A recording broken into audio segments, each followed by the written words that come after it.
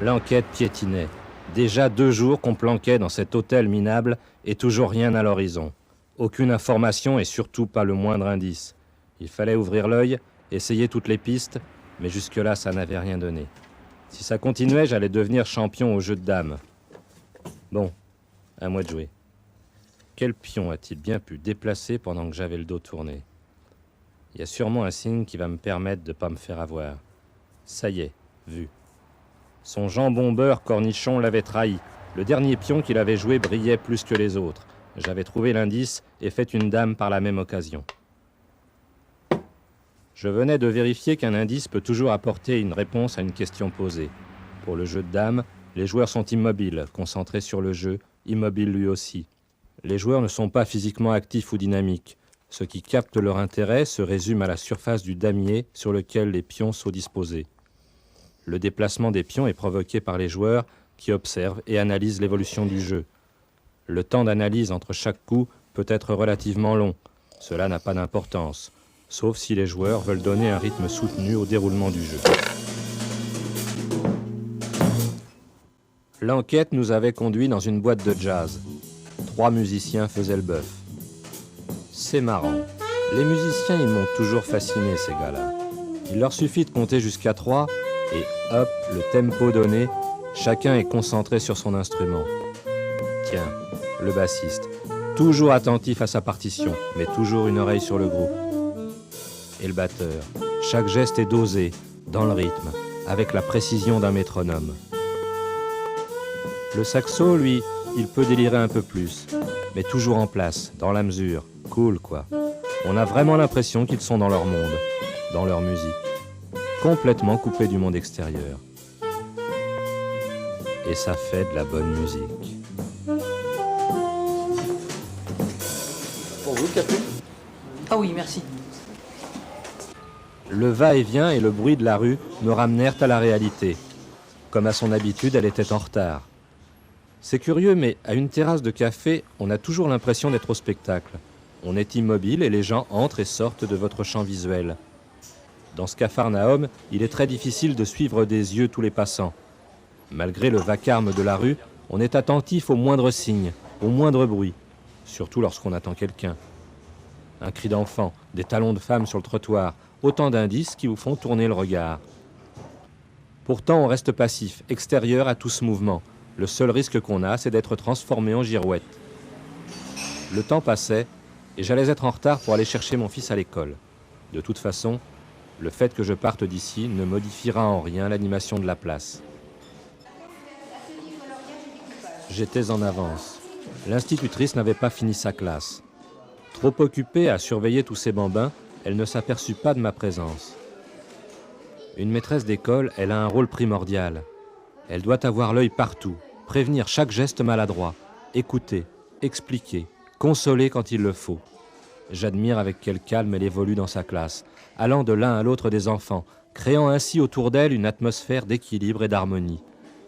Et cela tout simplement parce qu'elle s'est observée, décelé les indices et anticipé pour prévenir les risques de danger dans sa classe.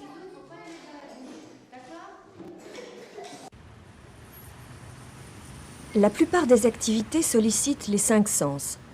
Dans cette perception globale, il faut pouvoir sélectionner ce qui, dans certaines situations, doit retenir notre attention. Sélectionner, c'est savoir identifier des indices permettant de prévoir ou d'anticiper. En conduite automobile, la responsabilité vis-à-vis des autres et de soi-même est très importante. Il n'est pas question de se couper du monde extérieur ni de rêver. Au contraire, il faut se concentrer totalement sur l'activité de conduite. En effet, être conducteur, c'est participer activement aux événements de la route. Un indice, c'est tout ce qui se révèle utile au conducteur pour sa sécurité et celle des autres, et qui est fourni ou non par la signalisation et les règles de circulation du code de la route. Il faut donc savoir repérer à l'avance des indices, sélectionner les plus importants et ne négliger aucun détail qui pourrait sembler anodin. Conduire, c'est apprendre à percevoir, à analyser, à décider et à agir, de façon à circuler en toute sécurité. En résumé, c'est savoir anticiper.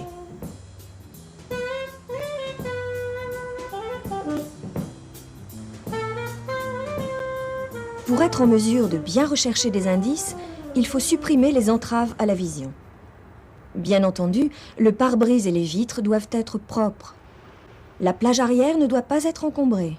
Les objets fétiches accrochés au rétroviseur intérieur ou collés aux vitres, les vignettes fiscales qui s'accumulent sur le pare-brise ou les autocollants sur la vitre arrière sont autant d'entraves à la visibilité.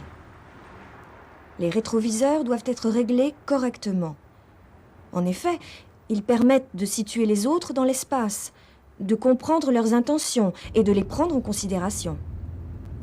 Un conducteur a souvent besoin de détecter un mouvement en vision latérale et d'analyser une information en vision centrale, aussi bien devant lui que derrière lui. Il est donc nécessaire de voir loin et large. Loin, parce qu'il est primordial de déceler des informations le plus tôt possible pour agir vite.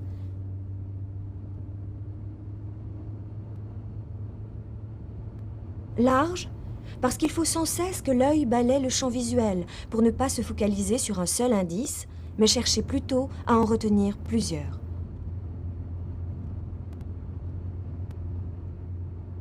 Le regard ne doit donc pas être fixe. Apprendre à voir permet d'anticiper. Il faut donc être en avance sur ce qui ne s'est pas encore produit.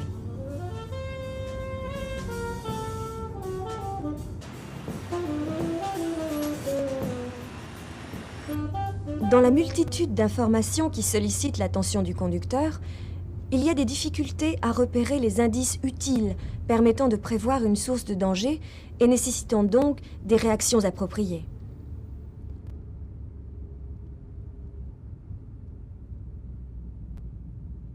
Un indice peut être fourni par la signalisation et les règles de circulation. Il s'agit alors du marquage au sol, du régime de priorité, des balises d'intersection, etc. Ces indices avertissent le conducteur de l'existence éventuelle d'un danger. Ils donnent des informations simples et importantes à prendre en compte. Un indice peut être fourni aussi par l'environnement et le comportement des usagers. Il s'agit alors, par exemple, de l'état de la route, de la largeur de l'accotement, des véhicules s'approchant de l'intersection. Ces indices avertissent d'un danger imminent. Contrairement à la signalisation, ces indices ne sont pas stables. Ils sont aléatoires et variables selon la météo, le lieu, l'heure ou le trafic. Il est indispensable de connaître la signification des signaux pour se déplacer en harmonie avec les autres et réagir d'une façon appropriée. Reconnaître un signal permet de déceler les indices utiles liés à une situation particulière. Il faut donc être capable, en toutes circonstances, de recueillir l'information et de l'interpréter rapidement pour adapter son comportement.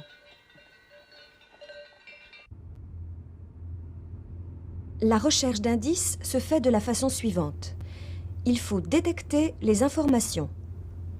Un usager me dépasse. Je choisis mon couloir directionnel. Les feux sont au vert.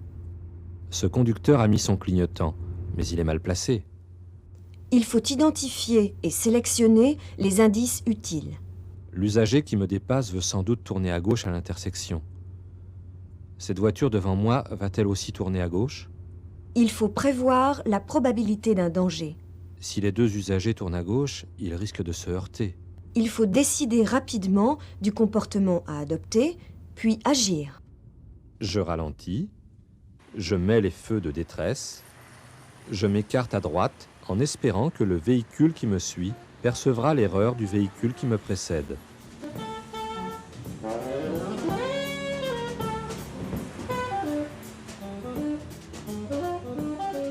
Conduire, c'est être en mouvement dans du mouvement. Le conducteur doit tenir compte de l'énergie générée par son véhicule et de sa vitesse de déplacement.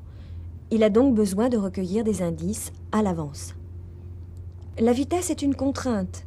Plus elle est élevée, plus il est difficile d'arrêter un véhicule au moment même où se présente un obstacle ou de changer immédiatement de direction. De plus, il est impossible de prévoir avec exactitude ce que les autres vont faire. Il y a toujours une incertitude quant à leur déplacement. On peut ajouter que certains endroits, tels que les sommets de côte, les virages, les intersections, sont des zones de danger qu'il faut avoir repérées rapidement.